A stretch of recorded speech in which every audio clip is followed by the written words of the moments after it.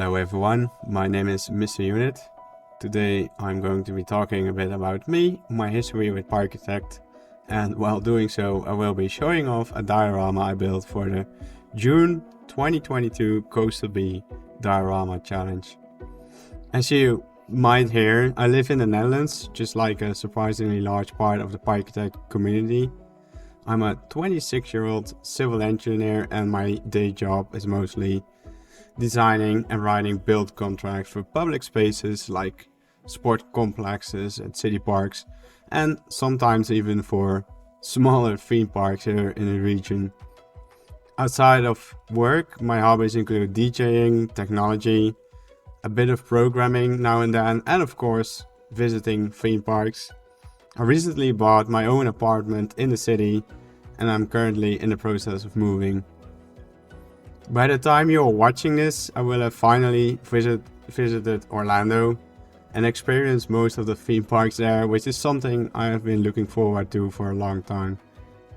That means soon I finally get the chance to see in real life where I've been getting a lot, if not most, my inspiration from for my Parkitect parks. The park we are currently looking at is a collaborative build with Jodzilla and Wauwter and is centered around decorating two pre-built intertwining coasters. As you might see here, there's a smaller one over here. It's a bit hidden between all the rock work and all the scenery, but I assure you it's there. We decided to go with a theme around the wizarding world of Harry Potter. Now, I have seen the movies, but I'm not the biggest fan out there of Harry Potter. I've not read the books. What I do love is the setting and the atmosphere, especially around Universal, or at least the idea behind it. I will experience it myself in a few weeks, so I will see how it holds up to the real thing over there. But in this tiny space, we try to create a diorama. And also a quick disclaimer, please forgive me if I mispronounce any of these Harry Potter names. Like I said, I'm not the biggest fan, but I do love the whole atmosphere behind it. So let us start the tour by looking at Hogsmeade. This diorama is actually split into 3 distinct sections. It's all started because a lot of Harry Potter and Universal themed mods were on the horizon back then. I had always wanted an excuse to build Hogwarts, and since Jod is a massive Harry Potter fan, it was a perfect match. This is probably the most detail-heavy park we have ever done, and it really showcases what community-made mods could achieve at the time. We spent a combined 100 to 150 hours on this project, and I'm not joking when I say almost a third of the time was crammed into the few final days before the submission deadline of this diorama challenge. We were building like our lives depended on it, so maybe a few mistakes were made here and there, but overall I think it's one of the best parks we have ever made. At least it's one of the best parks I ever made. One of the main challenges here in Hogsmeade was breaking away from the rigid structure of the game. It's something I like doing a lot, but here we pretty much took it to the extreme. I don't think anything is on the grid. When you look at this area, I want you to notice the weird angles. Building off the standard Parkitect grid is crucial for making a space feel organic and lived in, especially for a whimsical village like this. It takes a lot of patience to rotate and align the pieces to break that blocky illusion, but it completely changes the dynamic of the build. It gives the village that cramped, magical and slightly chaotic feel you expect from the wizarding world of Harry Potter. It's exactly this freedom what drew me to the game in the first place. I've been building Parkitect since the very first public alpha release. I originally learned about it through Silverhead, who showed footage of the pre-alpha in one of his early videos, and I have followed all the developer streams since then. It was inspiring to see how such a small group of dedicated developers could create a game like this, and I love how they interacted with the community while developing it. I grew up loving 90s theme park simulations, but what hooked me here was the simplicity of the base game, combined with the absolute freedom provided by the modding community later on. It's so easy, anyone can pick it up, but there's virtually no limit to what you can achieve, as you might see here. My interest really spiked when I ended my first Coaster Bee Diorama challenge and joined the Parkitect Discord server. I was pretty shy back then and honestly maybe a bit of a jerk too, but the community has humbled me since then. During the summer heat of 2020, at the start of the pandemic, Coaster Bee started the Diorama Challenge as a fun way to challenge each other as players. And since then, the Diorama Challenge has been a monthly community staple, inspiring many people to build some of the greatest park I've ever seen. I spent ages locked in my hot attic trying to finish my first entry, and I ended up in 3rd or 4th place. I will admit I'm a bad loser, and it made me genuinely sad, but since then I've picked up the game again, made some more dioramas, and went on to win multiple of them, including this one with Hogwarts Castle, as you see here. Moving on to the castle itself, I'd like to talk a bit about the composition and some of the revolutionary tools that made this specific build possible. One of the biggest game changers for us was the material painter, which just came out around that time. It allows us to paint objects in a watercolor style, which means we could finally put water into the weirdest, most irregular shapes, like you see here. Without that, a diorama of this shape would never have been possible. Also notice all the rockwork around the castle. At the time we were building this, MacFreak was working on a new update for Scenery Essentials mod, which included some amazing new rock pieces. I absolutely fell in love with them, so they are plastered all over this build, as you might see. It is funny looking back because in the beginning I actually didn't build with scenery mods at all. I was a bit of a purist until Gone Cakes finally convinced me to try them when we collaborated on Dudley Do-Right's Ripsaw Falls, which was a diorama we made together earlier. That project was also a milestone because it was the first time we could rotate pieces like this and divert from the standard Parkitect grid. As I mentioned earlier, I think my biggest strength is overall layout. When I start a build, I always try to establish one massive eye-catching element right before I start. I believe Silverhead calls this a weenie, adopting the term famously used by Walt Disney to describe a visual magnet. As you might see, Hogwarts Castle is quite the piece here. It serves exactly that purpose, although even for that it's pretty big. I don't think you would see a scenery piece or building this big in a real theme park. Once you have that central towering focal point established around your park, the rest of the composition naturally flows around it. It dictates your sidelines, your pathways, and where the eye is naturally drawn as you move through the space. Keep in mind that building for an isometric view like we have in Parkitect is a completely different beast compared to true 3D games with free camera movement. I always focus my energy heavily on these specific isometric sidelines rather than first-person perspective.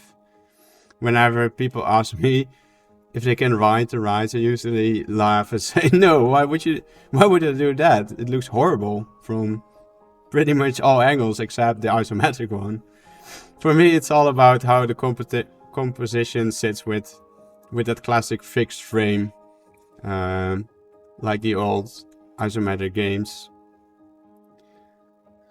As my building skills grew, I also got way more involved with behind the scenes. Coaster Bee's MacBook was struggling to handle all the massive creations people were submitting when he was trying to film them for his YouTube channel. So I volunteered to film all the diorama entries for his YouTube showcases. Because I was still competing, people joked that I was rigging the game since I was filming and winning a lot of challenges too, but in reality, filming and loading the right mods without frying my own graphics card took hours every single month just to get it done. Eventually, I took over the challenge completely and installed a new voting system so people could vote on their favorite submissions and see who would win. I think this diorama was also... I think this one was still chosen by voting, I'm not sure. I started creating more coaster layouts. One of the most interesting one was Hagrid's magical creature motorbike adventure. I think I spent more than 100 hours just to get a coaster ride. It's not in this build, but it's heavily inspired by the one in Universal, which is themed around Harry Potter. But we did, it did take a lot of experimenting to get it right. And that's exactly what I love about this game. Just trying out stuff and see what sticks. Finally, let's move on to Diagon Alley. This area is all about building on a smaller scale and focusing on tiny details that make the space feel alive. One of the real showstoppers here is the dragon perched above Gringotts. We built it entirely out of basic and primitive shapes, which has been one of my staple building techniques since the very beginning. We even created a custom Weasley figure for Weasley's Wizard Wheezes. These custom built figures and props are what really makes a project like this stand out, moving beyond just the overall composition and turning a project into something truly unique. All the details in the little windows, they're not done by me, they're done by Wauwter and by Jod, so I want to thank them for them because, well, I focus more on the overall build and composition and framing of a park. They are the ones working on all the tiny little details they can get in such a small diorama. They really did a great job here. I also always try to add effects to my builds to make them more dynamic. Recently, the Animate Things mod came out, which makes it possible to transform and rotate almost anything on command using an effects controller. But back when this was built, we had to be a lot more resourceful. I had to find creative ways to bring the dioramas to life.